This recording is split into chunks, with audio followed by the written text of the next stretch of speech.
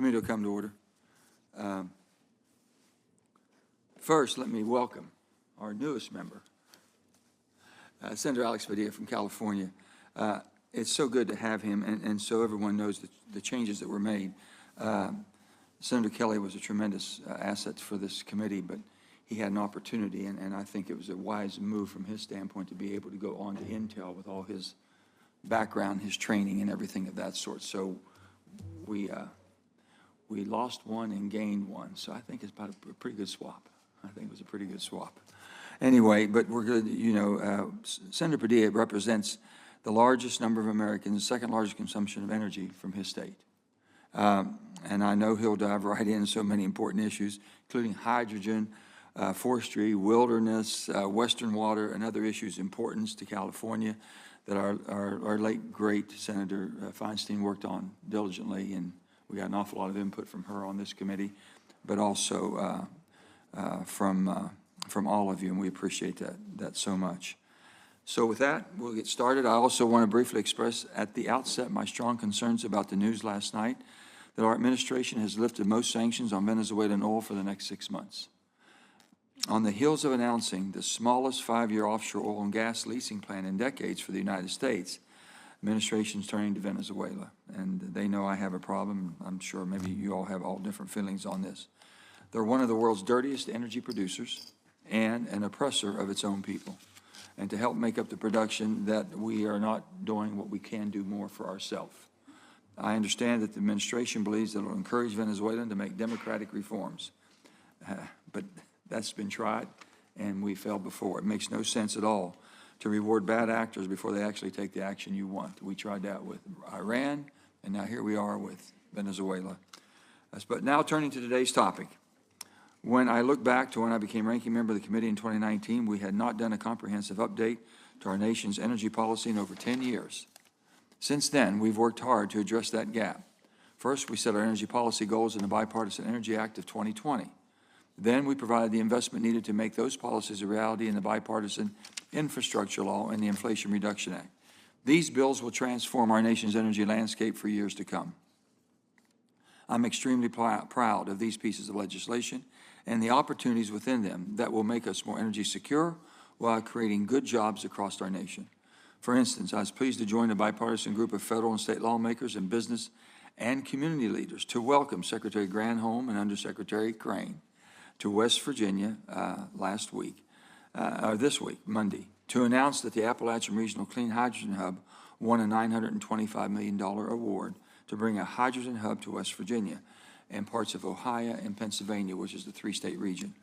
This funding, which came from the Bipartisan Infrastructure Law, will ensure West Virginia will be able to be a new epicenter of hydrogen in the United States of America. It's just one example. In the past 2 years, our state has celebrated announcements for battery manufacturing plants, carbon capture projects, microgrid-powered industrial sites, with many more projects on the way that stand to benefit from the DOE support. I will mention that tomorrow I go for a groundbreaking for Nucor Steel. Nucor Steel has just signed a contract with Helion, which is a fusion manufacturer. And they're intending by 2028 to have a Helion fusion manufacturing plant for clean hydrogen to make clean steel be the cleanest in the world, being made in West Virginia. We're extremely proud of that, and that opportunity is unbelievable. In the case of our hydrogen hub, the private sector is proposing to invest up to $6 billion on top of the nearly $1 billion from the DOE. So if you look at the $1 billion we have, that's a 13% investment the United States is making for a $87 billion return, 87% return, if you will. That's a tremendous thing for us to incentivize in that and basically be willing to share some of that risk that makes these projects possible. The story is also similar across our country. The private sector announcements pouring in as a result of opportunities created by our laws. And all of us should be proud of that. While I'm thrilled to see all these impactful investments being made, it's also disheartening to witness this administration distort the intended purpose of the laws to fulfill their agenda. And they know, I think we've had these conversations, that sometimes we're ahead of our skis and we just want to keep them in check. The laws were deliberately crafted to secure energy supply chains. But so far, we've seen too many indications that this administration is willing to sacrifice security to pursue their unrealistic anti-fossil goals. The most apparent example of this is through the implementation of the IRA's EV tax credit.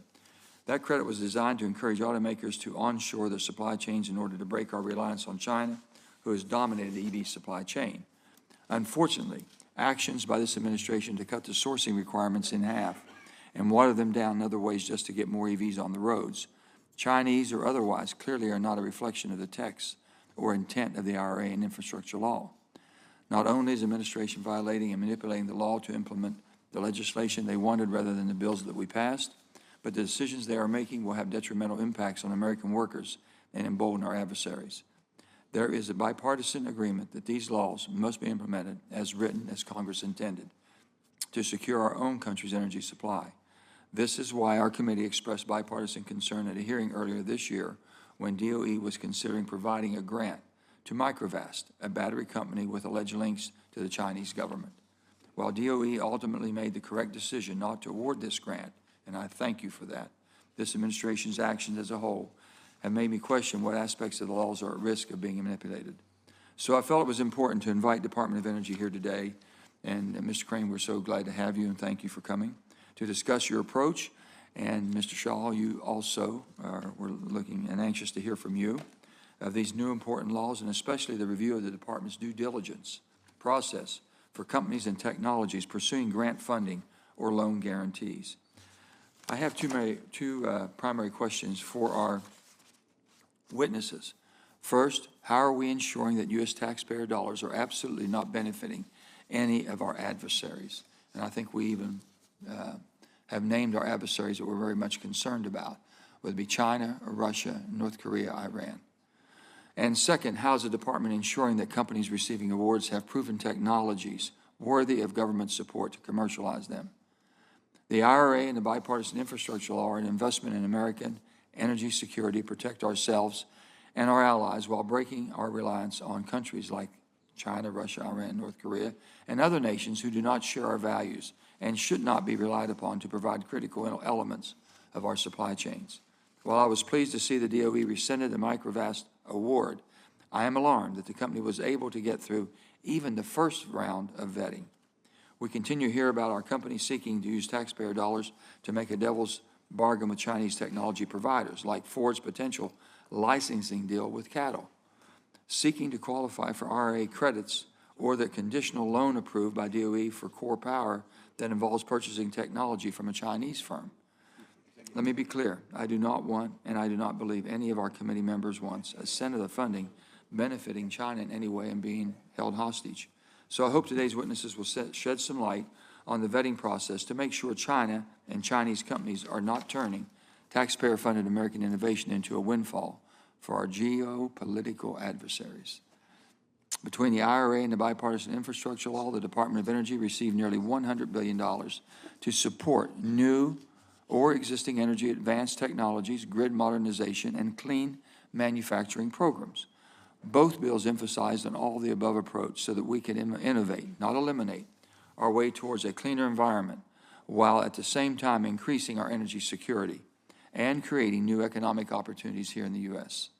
These bills were designed to be balanced and ensure that the best technologies of all types win, not just those favored by any given administration. Historically, DOE's loan program office has fallen short of a balanced approach. If you look at the chart here, it shows you that basically where we're investing our dollars. And 41% went to electric vehicles and clean transportation. Solar was 22%, nuclear was 22%, distributed energy storage transmission was only 7%, wind was only 3%, fossil hydrogen geothermal is 4%.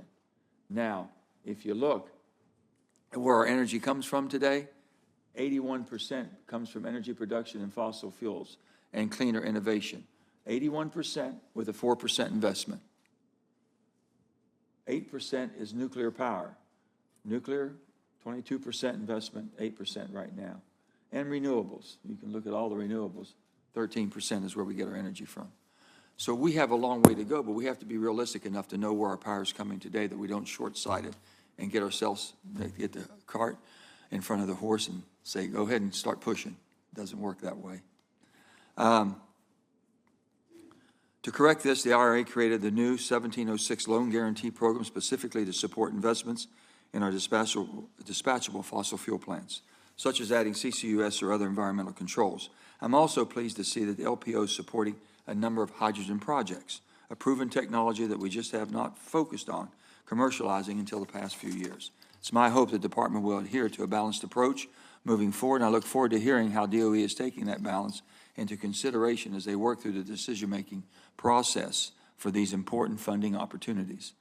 I'd also like to hear the department's plans to ensure that taxpayer dollars are being spent efficiently, effectively, and responsibly.